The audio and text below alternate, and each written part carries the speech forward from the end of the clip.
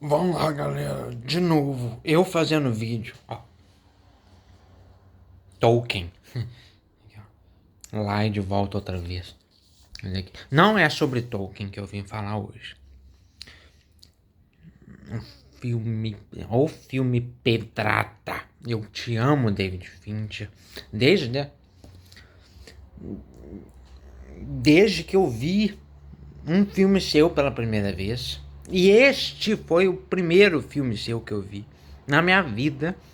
E eu acabei de revisitar ele hoje, no cinema. No Cine Humberto Mauro aqui em BH. Foi assim, uma coisa maravilhosa de... Cada vez que eu vejo mais coisa nele. Ele cresce, ele fica melhor, eu gosto mais, eu vejo coisa que eu não vi, ele fica mais surpreendente. Embora eu já saiba tudo que vai acontecer do início ao fim, o final, que o final ele é do cara, ele tem aquele... Tem um plot twist, né, que é pesado, difícil de assistir. Não adianta dizer que a Seven é suave de assistir. Seven, os Sete Crimes Capitais? Não é. Não é. Sinto muito. Não tem como.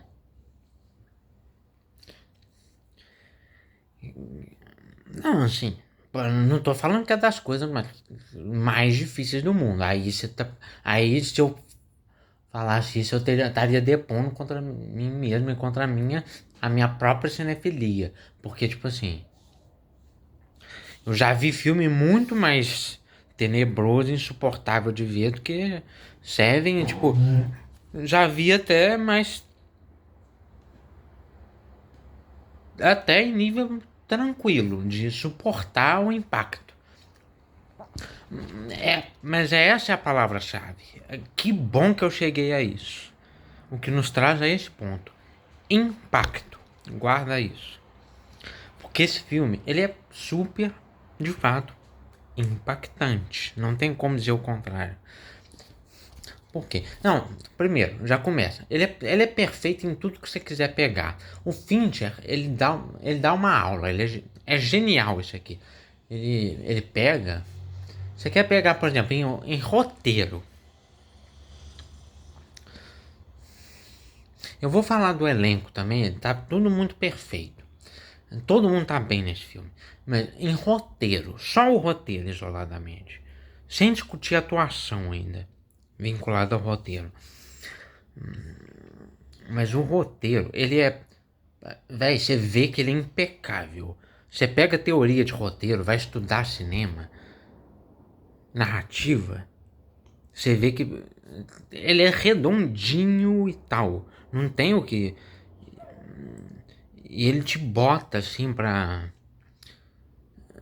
acompanhar e pra perceber coisas junto com ele, pra aprender junto com ele, pra pensar junto com o filme.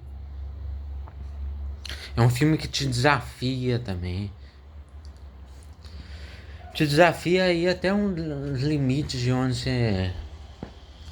Do que você acredita, assim, também, tipo, porque...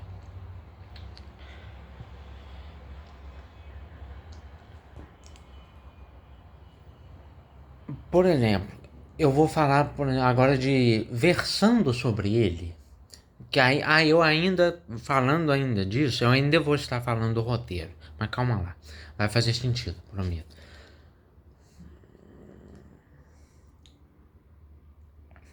Versando sobre o filme, o que seria o tema? Bom, ele obviamente é um filme de serial killer, de detetive, mas ele não é só isso, ele é mais que só um filme de matança. Seja um thriller, um neo-noir, um suspense nesse sentido, essas coisas. Não. Também tem isso aí, mas o que tá... Não é nem que é só subtexto, não é subtexto. Tá no texto, tá no conceito, tá desenhado na estrutura e na narrativa. Tá lá. É um filme sobre o peso, a dor de se estar no mundo.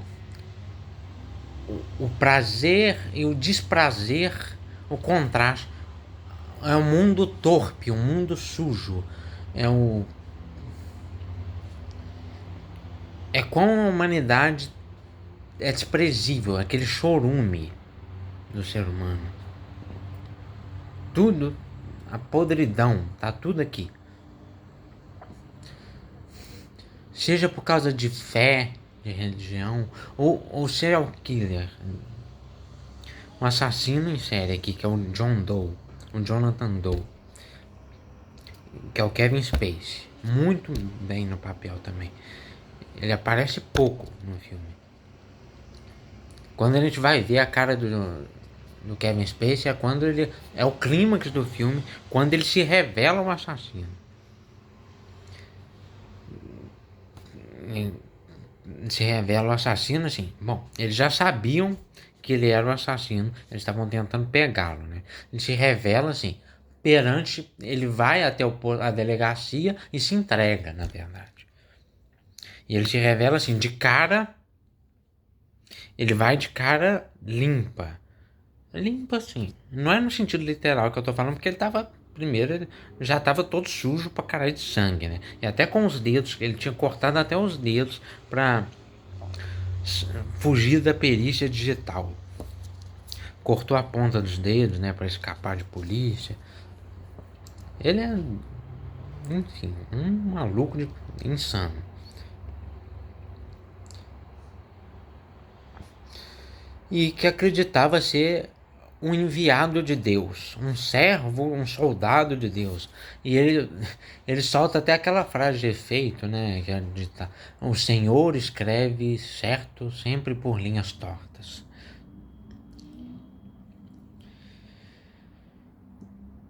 O diálogo dele,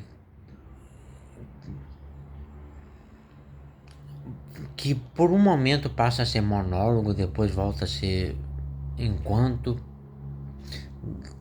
ele fica só ele falando um tempão, depois volta a ser uma discussão, uma briga, e eles no carro indo para aquele deserto onde acontece o final do filme. E antes que você vá falar, Luca, o spoiler, foda-se o spoiler. Primeiro, esse filme já vai fazer o quê? 31 anos. 31, 95. Já deu tempo de. Se você não viu, já deu tempo de você correr atrás e se virar para ver. Se você ficou até aqui no vídeo, é porque você quis. Aí o problema foi seu. Sinto muito. Se você não quer ouvir mais um pio, vai assistir e depois você volta. Se quiser também. Se não quiser, eu vou entender. Não vou ficar com. Enfim, do seu jeito.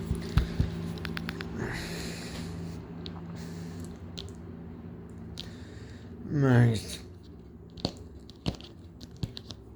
a situação que ele coloca o personagem do Brad Pitt, né, que é o detetive David Mills, é assim, insana, aterradora e impossível. É tipo assim, a coisa da a decisão óbvia e ao mesmo tempo é uma decisão, você vê claramente o conflito, o dilema e a ambiguidade, o conflito moral ali. Ele coloca uma questão moral pra gente. O roteiro, ele é tão poderoso que ele coloca essa questão moral pra gente. E como? Bom, desde mais cedo e tal, lá na narrativa, tem até aquela cena que é num bar, assim, parece que depois do interrogatório, começa assim com o William Somerset, que é o Morgan Freeman, que já é um cara, um senhor lá, um cara desiludido já com a vida, veterano, assim, de uma vida como detetive, que já é pessimista, cínico, e é fácil achar que ele virou um arrogante de merda, um soberbo. Por quê? Que ele se acha superior à humanidade, a todo mundo, porque Mas não é isso, é que ele tá só cansado, velho. Ele perdeu a fé na humanidade. E ele fala mesmo, num mundo como esse, como é que eu vou continuar vivendo ter fé? Olha ao redor. Olha isso aqui. Por um filme desse, da época, já, a gente já falava. E ele discute muito essas questões das angústias noventistas da época. Porque é por isso que já vem aquela frase do Eric Romer, né? Que também já é até ultra filosófica. Todo filme, toda obra é um documento do seu tempo. Mesmo aquela obra que parece estar muito à frente de seu tempo, ela só foi possível porque ela também refletia, mesmo que o autor não quisesse ou não soubesse, as angústias, as aflições, os textos, subtextos, os problemas, as questões da época.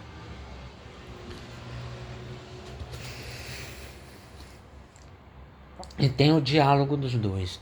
E é tipo assim, mesmo que no tete a tete ali, o roteiro põe os dois conversando, a gente sabe. Só que ele coloca um outro participante da conversa que é a gente, espectador.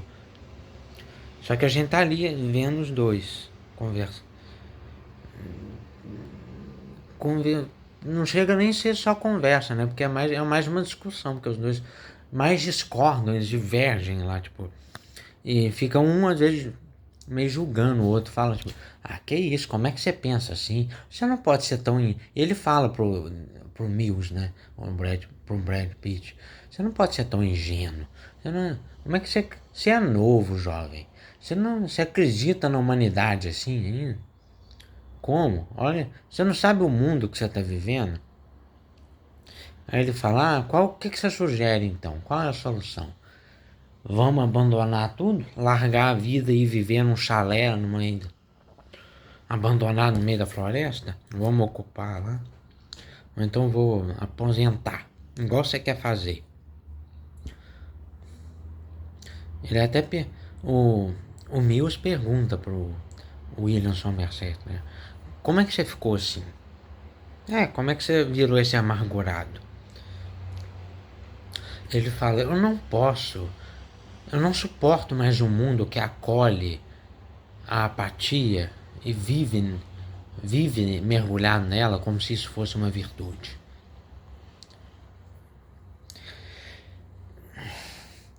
Afinal, ela parece a solução, né? É fácil, porque é fácil demais. É mais fácil bater numa criança do que educá-la. É mais fácil se afogar e se jogar nas drogas do que encarar a vida.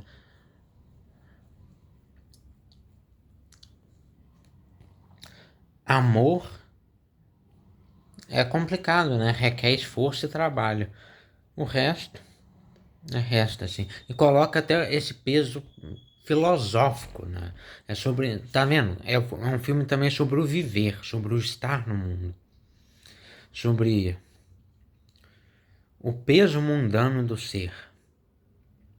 E não a leveza. E, velho, a questão que o que o Fincher, o roteiro e o que as atuações entregam é de fuder no final desse filme. Com perdão do palavreado chulo. Não é como se eu, agora que eu tô preocupado com o palavrão, né? Não é como se eu não tivesse falado nenhum até agora.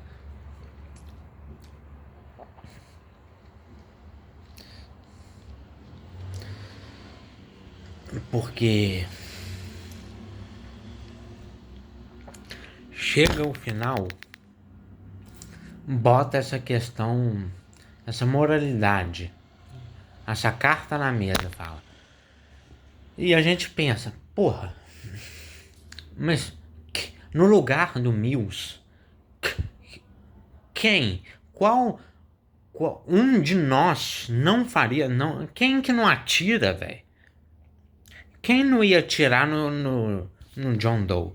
Só que atirar nele significa dar o que ele quer, que é a vitória. Ele quer dar, ó, corta isso aqui, ó, a cartada da vitória. Pronto, joga confete, pronto, ele venceu. É igual o William Somerset fala pra ele, aqui ó, amigo, não faz isso, larga essa arma, entrega essa arma, por favor. Se você atirar nele, ele vence. Ele tá no controle, o poder tá com ele, ele quer que você atire nele. Matar um suspeito só vai ficar pior pra você. Você vai ser preso, você vai ser levado e tal. Ele tá no controle. E se você atirar nele, acabou pra você. É isso. Só que ao mesmo tempo, naquela situação, a gente não vê como o personagem não atiraria. Ao mesmo tempo, a gente fica meio questionando. É triste, né, de ver, porque é tão trágico, porque, tipo... pera, ele vai atirar, né? Porque é claro que ele tem que atirar. Não, aí você questiona. Pera, não, ele tá resistindo, mas ele não vai atirar? Ah, não, ele tá só meio que chorando. Ele tá incrédulo com o que tá acontecendo. Tanto que é aquele... O Brad Pitt, né? Na atuação dele, ele entrega. Né? Tipo, ele... oh, God! Tipo, depois dele falar, What's in the box? Aquela cena.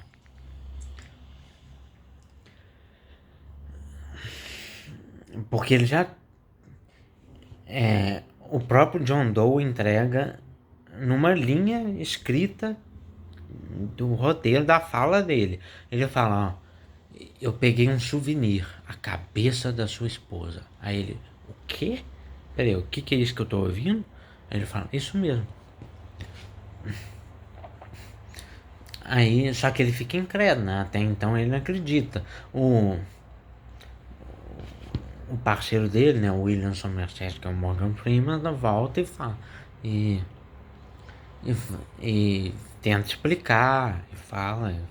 Não, peraí, se entrega, desiste, porque ele tá no poder, tá no comando, acabou pra gente aqui, ele venceu. O que tá na...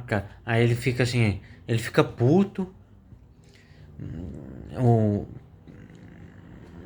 o Doe não consegue parar. Ele, neste momento, ele tá bem verborrágico também. Ele não para de falar, não cala a boca um segundo. Tanto que o Mills ainda fala, tipo, além dele falar o What's in the box, essas coisas, ele ainda põe a arma na cabeça, na careca dele e fala assim, seu poço de merda, então cala a boca, seu idiota, tipo, tipo. E na hora que ele solta a pedrada, até o Wilson Mercedes dá um tapa na cara dele, quer dizer, um socão lá, e fala, oh, fica quieto. E, tipo, só que ele já tinha soltado. E o Mills escuta, que era o pai. Aí, tipo, aí que é revelado. Oh, ele não sabia, né? É quando o momento fica ainda pior, mais triste e mais impactante. Que tipo assim, só de saber que a esposa, a Tracy, que é a Gwyneth Paltrow, morreu brutalmente, foi uma das vítimas e teve a cabeça, foi decapitada e a cabeça estava ali. Então, ela estava portando o filho deles. E ela estava escondendo do Mills, que era o pai, que ela estava grávida. E só o William Somerset já sabia, porque ela tinha um chamado para conversar e sair e contou isso para ele em segredo. E o Somerset, a gente meio que vê uma carga nele, tipo, meio que de culpa, assim, tipo, porra. E a gente meio que fica questionando e deduzindo, tipo assim, pô, é capaz que ele, tipo, o que será mais que ele não se questionou, né? Porque, tipo, eu não... Porra, eu devia ter contado, né? Eu ainda não contei pro meu parceiro. Ele não sabia, ele era o pai e não sabia. Ficou sabendo agora do pior, do jeito mais desumano possível.